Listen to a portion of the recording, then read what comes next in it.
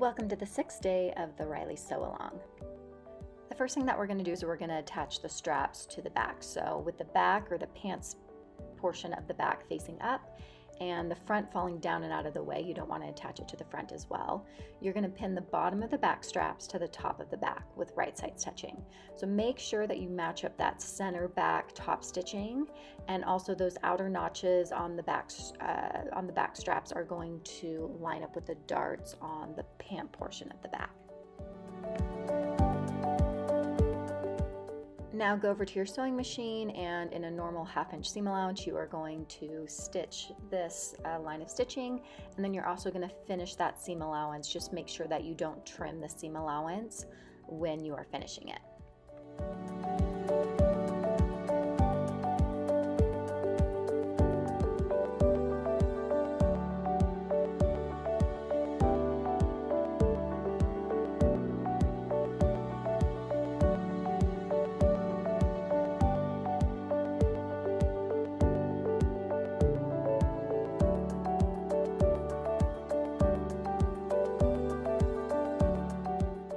Now we're going to press all of those seam allowances up towards the straps and away from the pants portion of the back. And then after those are all pressed up, you are going to do 2 lines of top stitching inside of the straps. So the first one is just a 1/16 of an inch away from that seam line up toward into the straps, and then the second one is a 1/4 of an inch up from that first line of stitching. You'll see that my needle gets a little bit stuck here right at center back when it goes through all of those lines of top stitching. So there's a couple things that you can do here. What I ended up doing is I was just able to hand crank my needle through, and it was fine. Another thing that I've learned from sewing over the years is that you can also use a hammer to kind of hammer in that little area, and that compresses the fibers and makes it easier to sew through. Okay, your back should look something like this now. The next thing that we're going to do is we're going to finish this seam allowance down the entire outside edge of the back. This includes that top little section, which is the straps as well. Make sure that you do not trim your seam allowances when you're doing this. I'm going to be serging it, but you can also use a zigzag stitch, of course.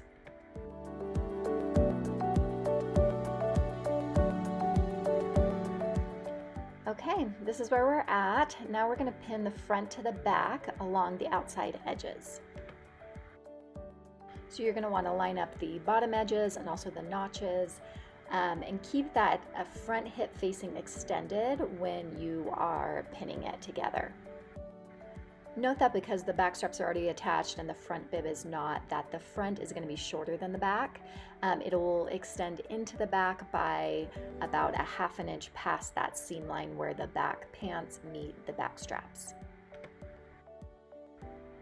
Once that's all pinned, you are going to stitch from the hem all the way up to that notch that is in the hip facing. Now, if you've serged it like me, you might not be able to find that notch anymore, but you can also measure it. It's 2 1/4 inches up from the bottom of the front hip facing.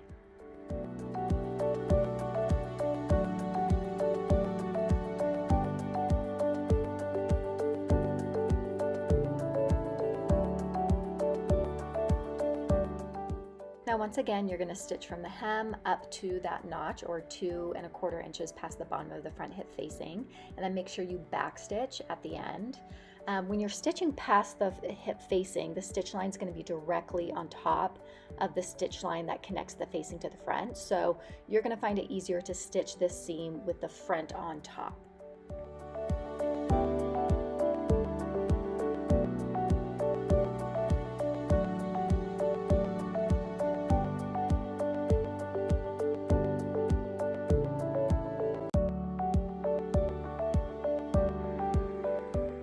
It should look something like this now. You're going to want to make a small clip in the front seam allowance only, just below the front hip facing. So this is going to allow the facing to stay pressed towards the front while allowing the rest of the seam allowances to be pressed towards the back. Okay, let's go ahead and do that pressing. So I'm going to use a tailor's ham just to make it a little bit easier to see what I'm doing. But essentially we're going to press the front hip facing towards the front, and we're going to press all of the other seam allowances, including the unsewn side seam of the back straps, towards the back.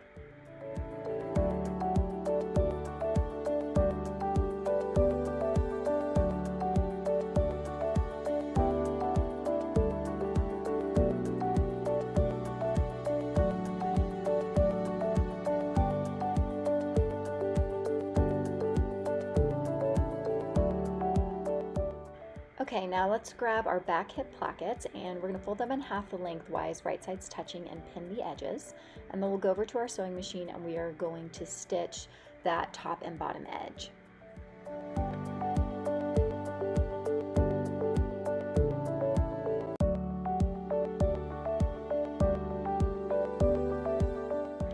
Now that they're sewn, we're going to clip the corners, trim the seam allowances to reduce bulk.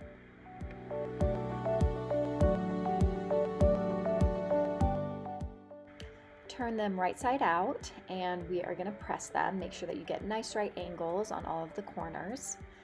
And once those are all pressed and ready to go, we are going to finish the seam allowance of the open edges together, and you can do this by either serging them or with a zigzag stitch.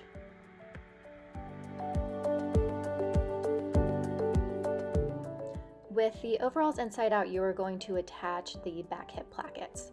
So you are going to be lining up the top of the back hip placket with the top edge of the back straps, and the finished edge is going to extend just past the side seams on the left side of the garment. So essentially so that it is covering up all the guts essentially of the side seams. So go ahead and pin it in place.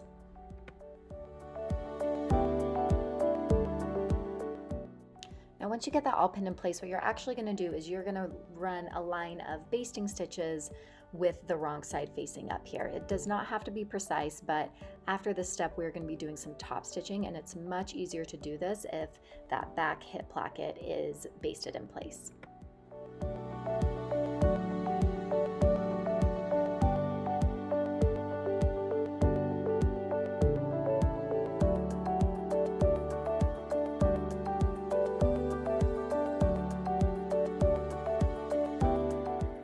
Okay, so you should be able to see that line of basting stitching there. It's not pretty, but that does not matter. We'll remove it later. Go ahead and turn your overalls right side out, and we're going to do a line of top stitching now along that side seam. So you're top stitching just a 1/16 inch back along that back side seam from the top edge down to the bottom of the pocket bag, back stitching at both ends, and at the very end you're going to do a small bar tack at the bottom, and then you're going to remove all of the basting stitches that are visible.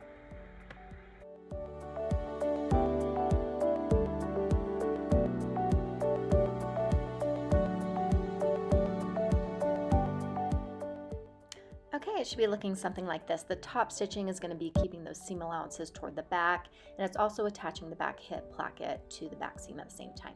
So make sure you've repeated this step for the second hip placket and the right side of your overalls.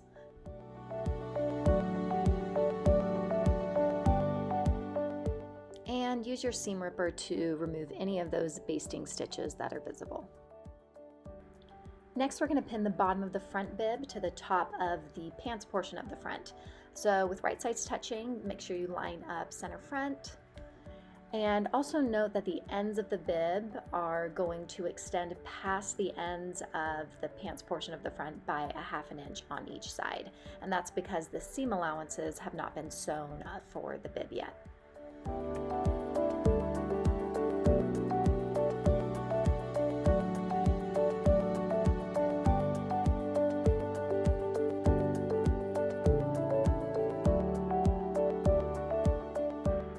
And now we're going to baste that together at 3/8 inch seam allowance.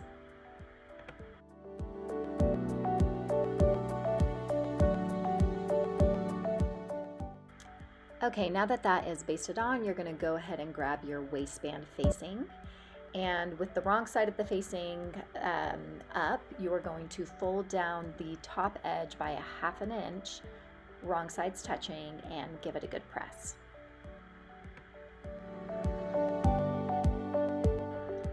Okay, flip over your overalls so that the wrong side of your front, or the pants portion of your overalls, is facing up. And with the right side of your waistband facing the wrong side of your pants, or the front pants, you're going to go ahead and pin the bottom edge of the waistband to the top edge of the pants. So as you can see, the front is now sandwiched in between the bib and the waistband facing. And just like the bib, the waistband facing is going to extend 1/2 inch on either side past the edges of the front, just because those seam allowances have not been sewn up yet, but they'll be the same width as the bib.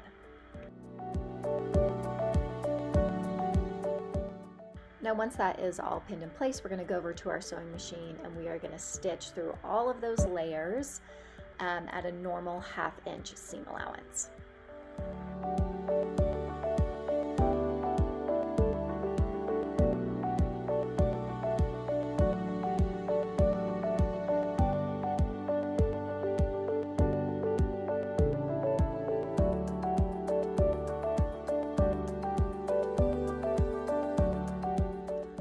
Okay, there's lots of layers here now, so you're going to want to go ahead and trim and grade those seam allowances as needed to reduce bulk. So depending on how thick your fabric is, might depend on how much you feel like you need to do this. Pull the front slightly to the inside just to kind of keep it out of the way, and then you're going to pin the side edges of the front bib to the front waistband facing. So right side should be touching. Make sure that that folded upper edge of the waistband is still turned in, and go ahead and pin it in place. And now we're going to go ahead and stitch this. This should be at a 1/2 inch seam allowance, but more importantly, that stitch line needs to line up with the edge of the front.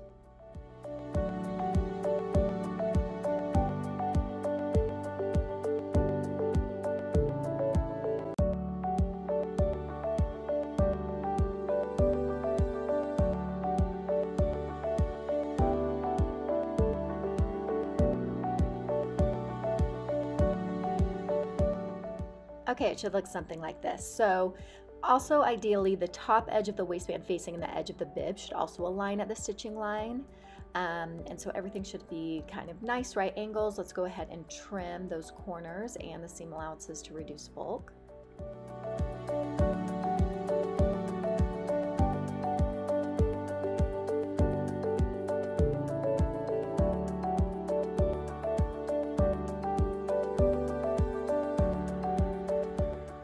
Okay, now you're going to go ahead and turn that waistband and bib right side out. Go ahead and pull on those corners there so that you get a nice right angle, and then you're going to go ahead and press everything.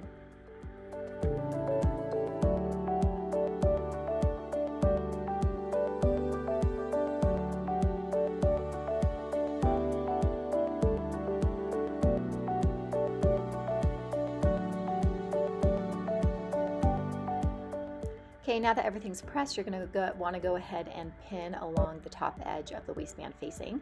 I'm going to do this from the right side because then I can just use those pins to aid me when I am doing the top stitching from the right side. If you're not using top stitching thread, you might find that it's easier to just go ahead and pin from the wrong side because you'll probably be doing that line of stitching from the wrong side of the fabric.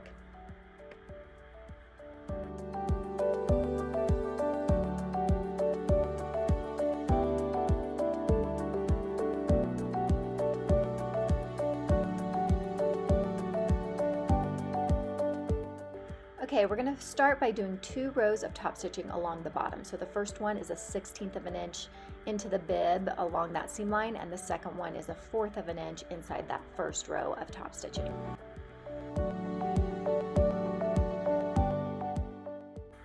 Okay, it should look like this. Now we're going to do one last line of top stitching just inside the waistband's upper folded edge. Once again, if you're using top stitching thread like me, you're going to want to do this from the right side of the fabric. But if you are not using top stitching thread, you're going to find this a lot easier to do it from the wrong side of the fabric. If you are doing it from the right side like me, I find that the easiest way to do this is to go slow. I go right along those pins that I put in place, which I strategically put just along that folded edge. And then you also can kind of feel the fold as you are stitching.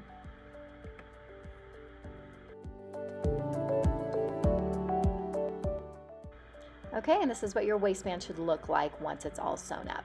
And this is it for today. So tomorrow we're going to come back and we are going to do all the fun stuff, adding the buttons, the buttonholes, and the strap and overall buckles, and we'll finish out our Rileys.